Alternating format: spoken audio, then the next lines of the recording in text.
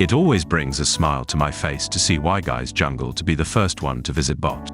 It may not look like it, but it does bring a smile on Lord WhyGuy's face as well. Unfortunately, WhyGuy got his secondary role this game, and honestly, I'm not comfortable playing mid lane, but WhyGuy dodged 2 times in a row now, so he had no choice. How do you think the current meta is reflecting on the state of Pyke as a champ? Been having trouble making impact with him in the late game in my last games. Pyke still has the strongest early game, and that's where you should focus on making an impact. Like we've seen in past episodes, WhyGuy's games ended before the 25-minute mark, but if the game dragged on for too long, I think even Shroud would be very beneficial for the team. Well, not as beneficial if you're playing a Nautilus or MidGuy, but it's not as useless as the other lethality mythics. Also focus on vision control with Umbral, that'll help you fish for some hooks, and with the even Shroud debuff, your friends can easily secure a kill. Will you do any 2v2v2v2 mode content when it comes out on live server, and how do you think Pyke would perform there? I've only seen the trailer for the arena mode. It's like a completely different game if I'm being honest. I would definitely play a game or two, but will I make an episode of them? It depends if you guys want to see it. Like the video if you want the production team to live for another day. I have no idea how Pyke would perform there as of right now. I'm super excited to try and find out though.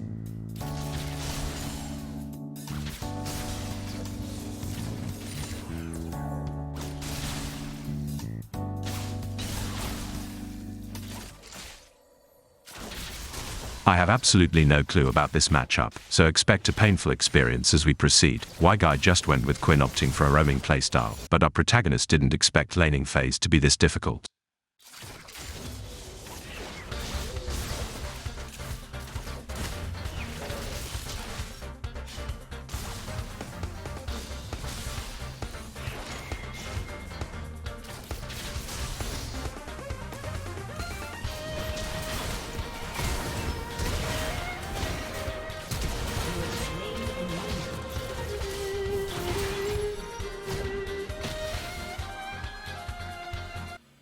A mentally challenger Lee Sin would take the Q, die, then spam ping his mid lane. Nice gank from Diana, by the way. Hail Hydra.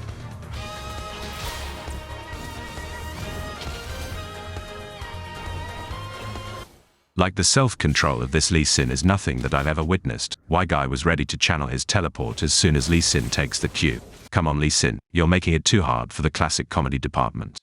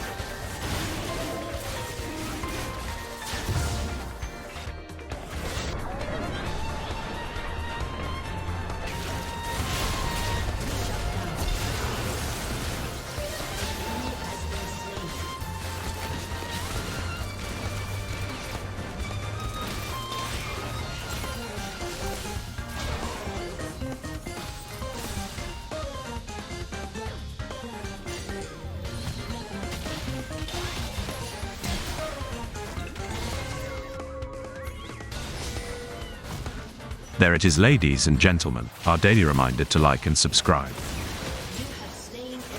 Lee Sin doesn't have to exercise self-control on taking his Q, if the Q didn't land in the first place.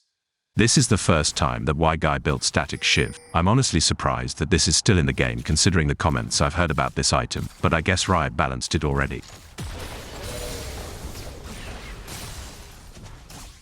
I think WhyGuy should have spent his 2, or even 3 minion dematerializes on the caster minion.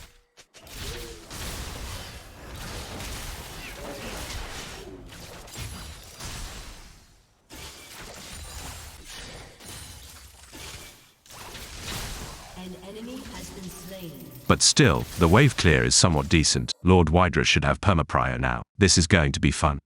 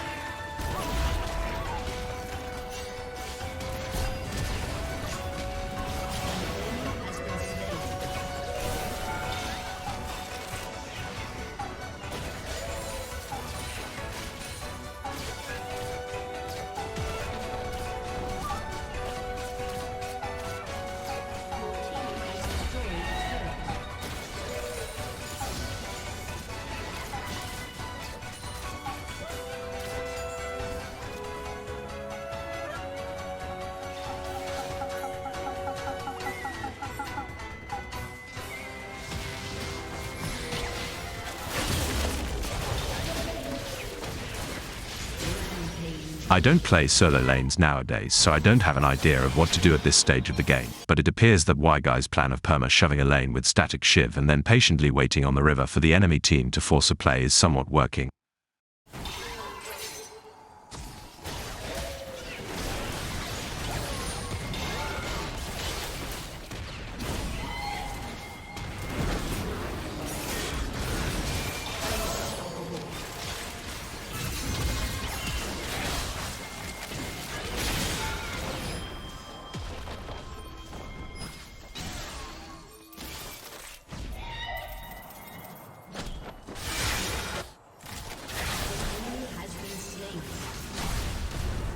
I am certain that more of these Orianna ults will emit enough radiation through our screens to inflict at least stage 2 cancer.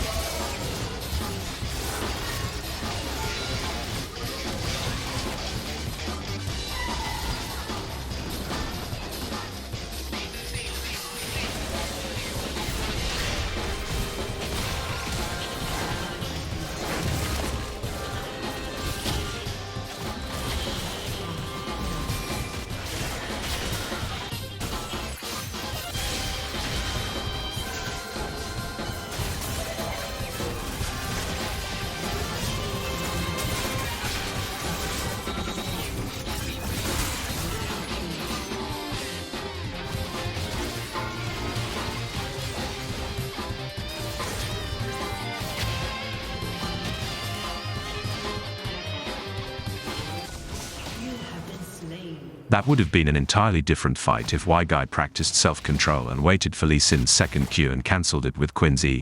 Oh well. Plot thickener, I guess.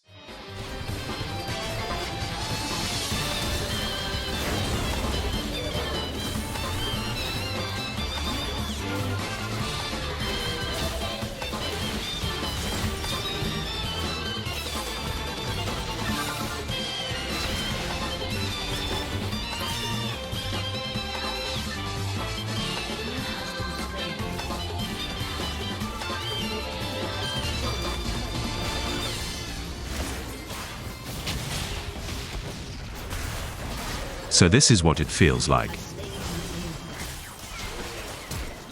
to secure a kill and not feel guilty about it. Also, WhyGuy doesn't have to worry about accidentally stealing a bounty from the enemy. For the longest time, Lord Wydra felt that he could impact the late game.